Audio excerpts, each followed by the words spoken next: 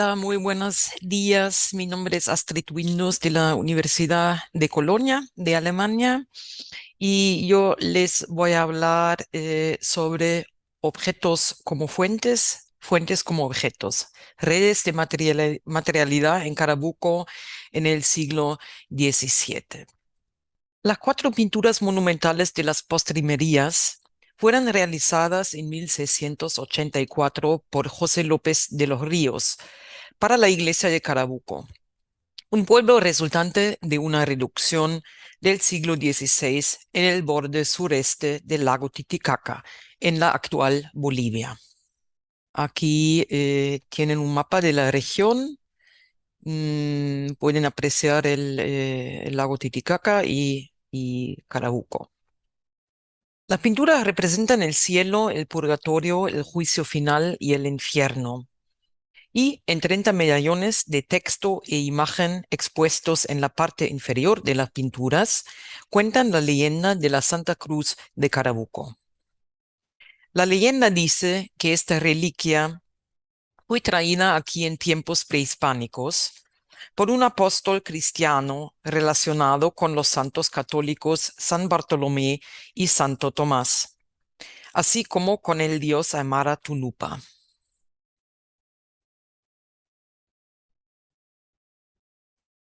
El apóstol había colocado la cruz cerca de Carabuco, en el llamado Cerro de la Idolatría, y así ahuyentó al diablo y a los demonios.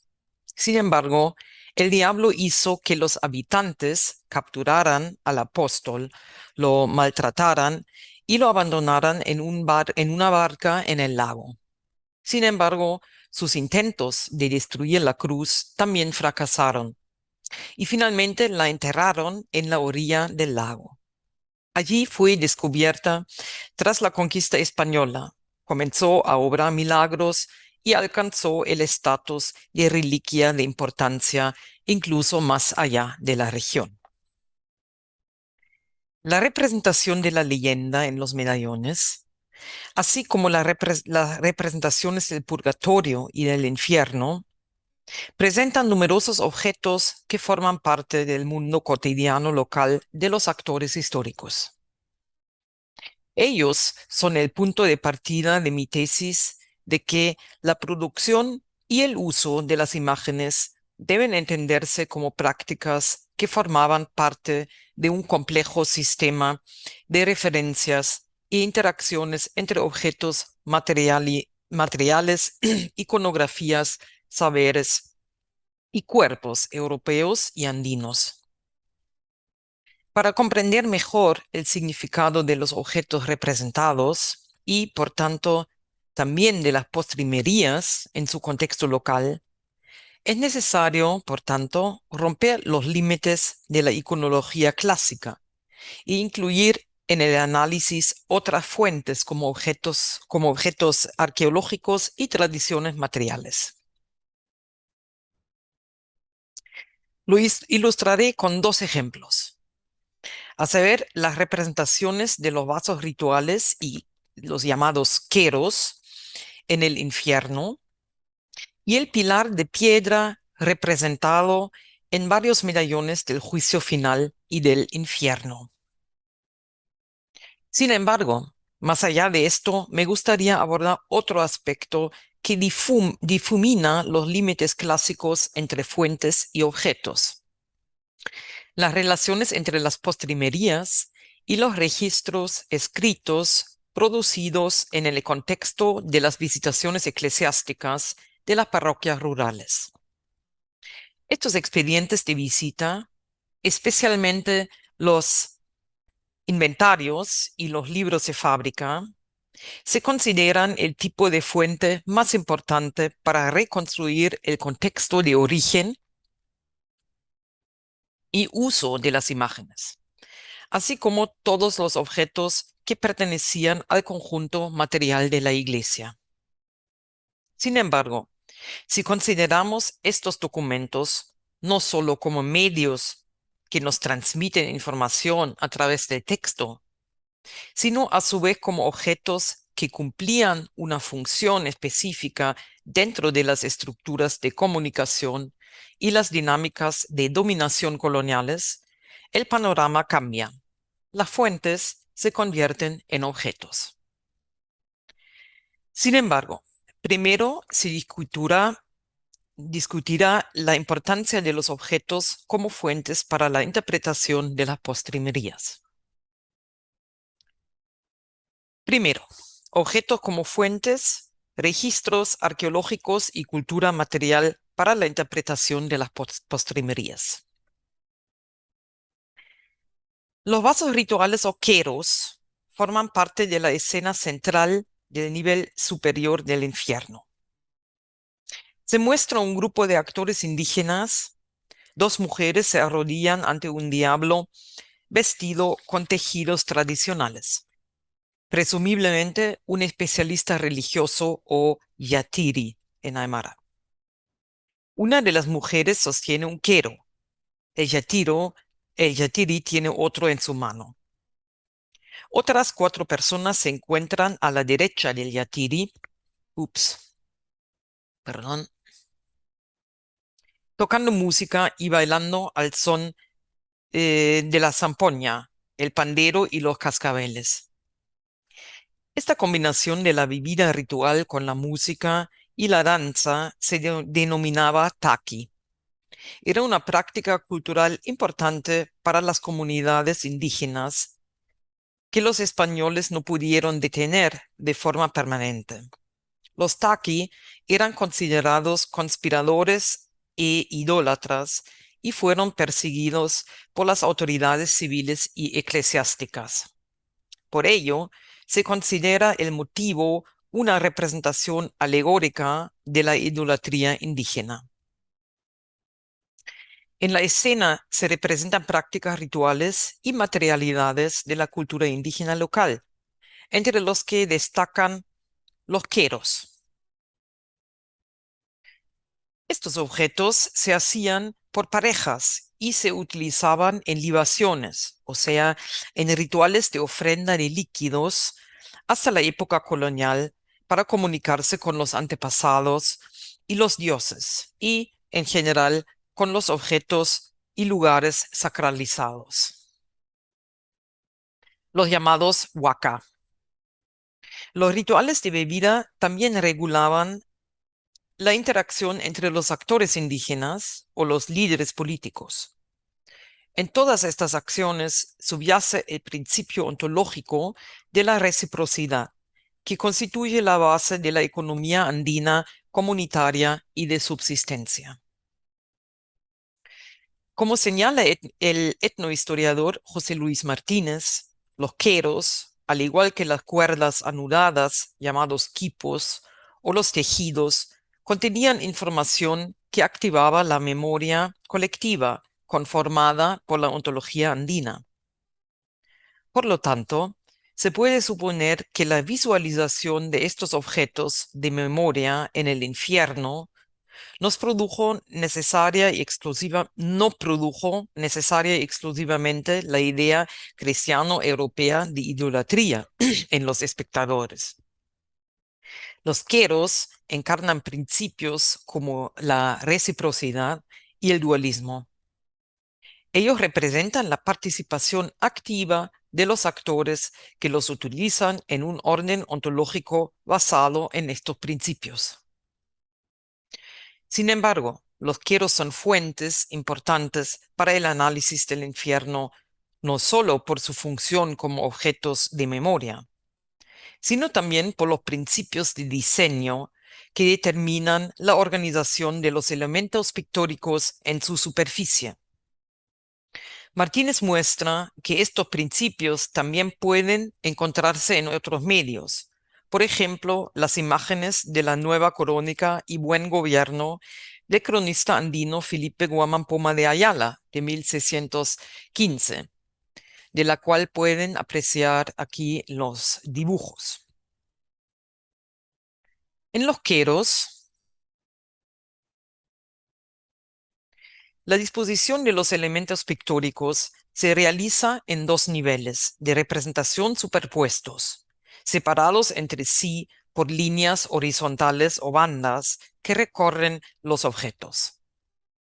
Según Martínez, esta disposición vertical de las escenas articula la noción andina de un orden binario y jerárquico de arriba, en quechua Anan, y abajo, en quechua Urín. Un par ontológico de opuestos que estructura los espacios sociales y físicos. Martínez observa que las representaciones figurativas en los dos niveles muestran acontecimientos de temporalidades diferentes. Los conjuntos con elementos pictóricos europeos, como caballos, soldados, ropa europea, etc. Aquí pueden ver unos bueyes, aquí en la banda de abajo. Están por encima o por debajo de las escenas en las que no hay elementos europeos. De esta manera, se combinan hechos o prácticas de la época prehispánica con los del presente colonial. Martínez lee esta representación simultánea y jerarquizada de tiempos y espacios prehispánicos y coloniales como una referencia a la noción andina de percibir el presente y el pasado como igualmente presentes. El concepto andino de Pacha, que encarna la coherencia e inseparabilidad del tiempo y el espacio, se articula así en los queros.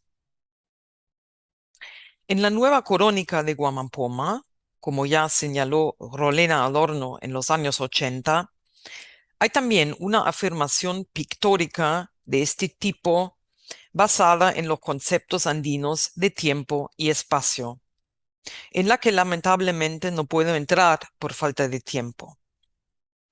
Esto demuestra que evidentemente se trata de un principio de representación que pudo desarrollar un poder simbólico en el contexto colonial y que puede encontrarse en diferentes soportes.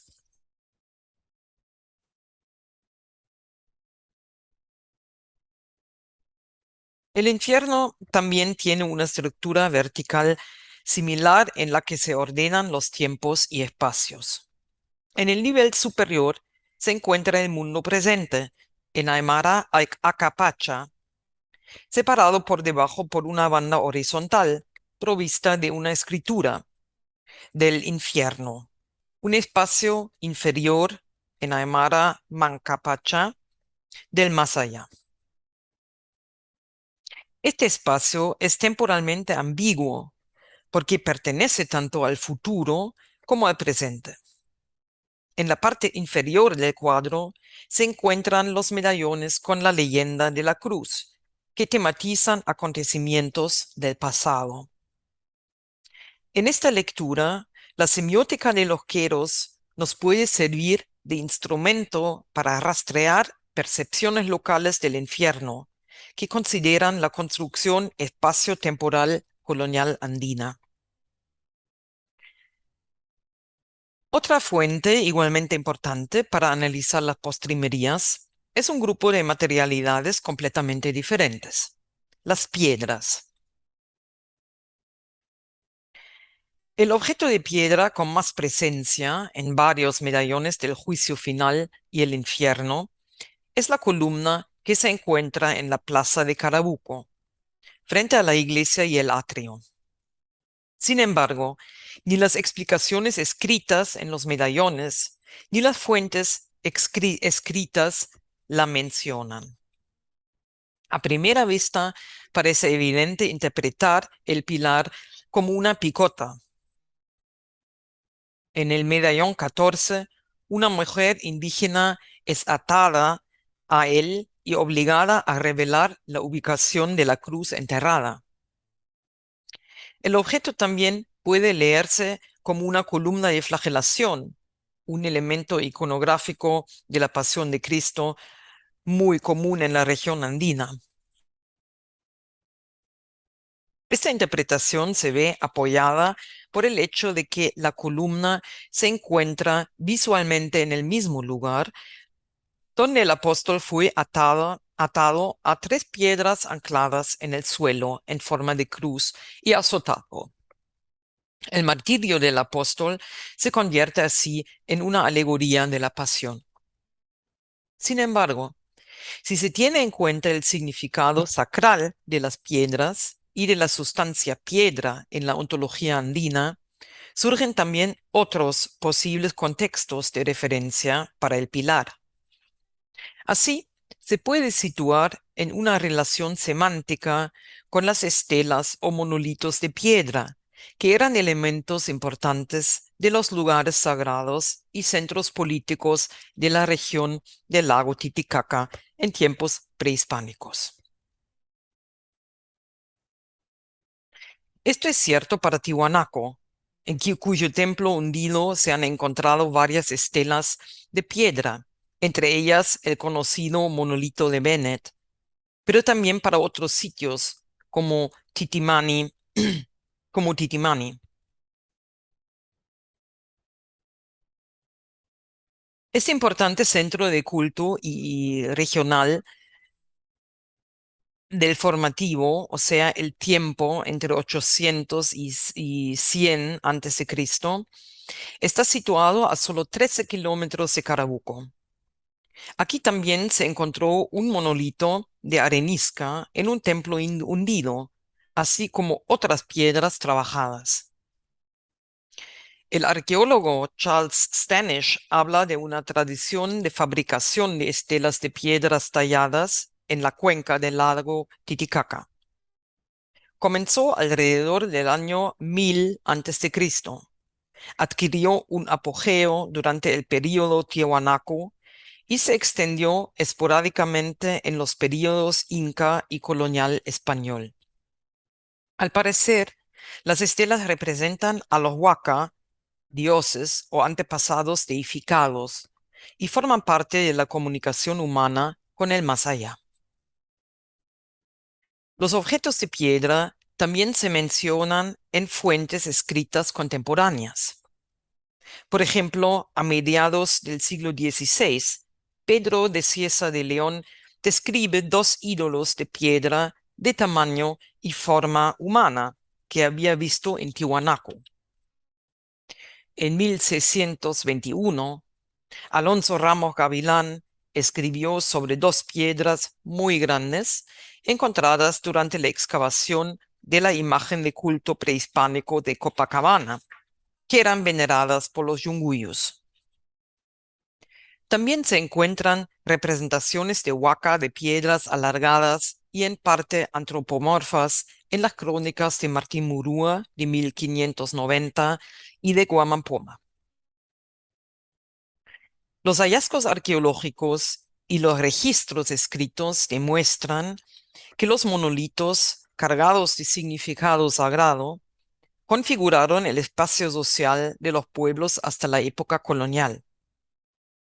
A menudo se utilizaban como elementos arquitectónicos en la construcción de iglesias, como en el templo de San Juan Bautista en Arapa, donde se instaló una estela como dintel en el portal de entrada. En el pueblo de Tiwanaco había dos, situadas a la derecha y a la izquierda de la entrada de la iglesia. En los pueblos de Putina y Taraco, al noroeste del lago, se han encontrado numerosas estelas de piedra sin labrar, que se colocaron en las calles del pueblo y a lo largo de ellas o se utilizaron como fundamentos de iglesias durante el período colonial.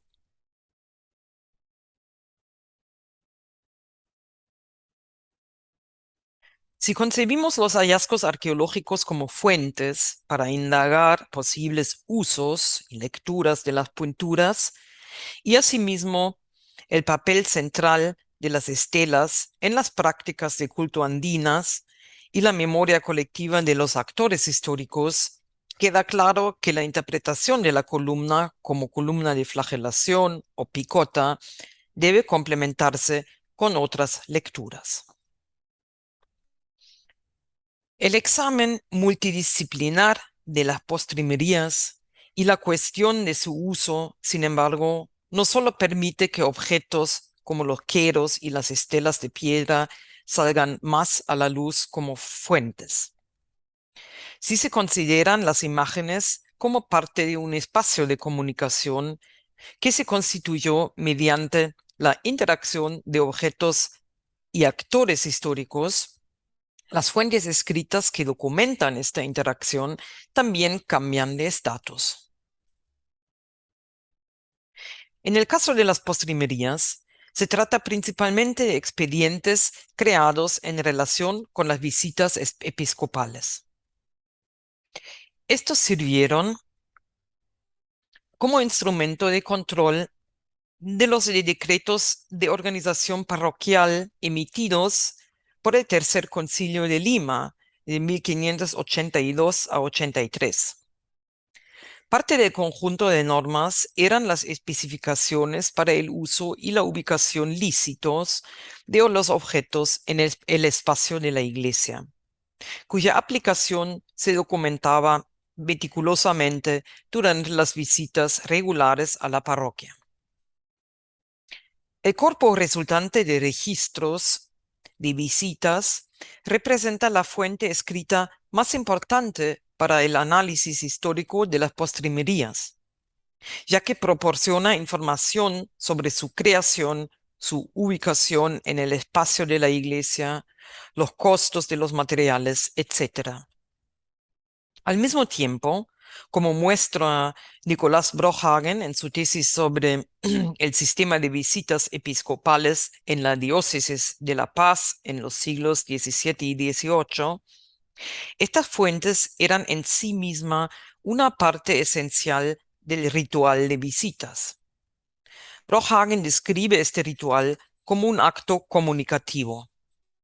Así, examina las fuentes escritas no solo según criterios tradicionales, sino también en su relación con todos los demás procesos, actores, objetos y soportes que formaron parte de la visita. Para nuestro tema, las partes más importantes de los expedientes son los inventarios y libros de fábrica. Ellos categorizan la totalidad de los objetos existentes en el espacio de la iglesia mediante un sistema de ordenación específico. Además, proporcionan información sobre las actividades que estaban relacionadas con estas materialidades. Los escritos estuvieron presentes en cada visita. Fueron presentados, consultados, modificados y ampliados para disciplinar los objetos, entre ellos las postrimerías, y para mantener el orden colonial dentro de la iglesia. Por tanto, ellos son más que contenedores de información sobre la cultura material en este lugar. Son componentes de ella. Forman parte de una práctica de documentación que tenía una función clave para el acto de la visita y eran indispensables para confirmar el poder de las instituciones eclesiásticas. Si concebimos el espacio de la iglesia como un espacio de comunicación que incluía las postrimerías, las fuentes también participaban en los procesos que conformaban este espacio y por lo tanto se convierten en objetos. Muchas gracias.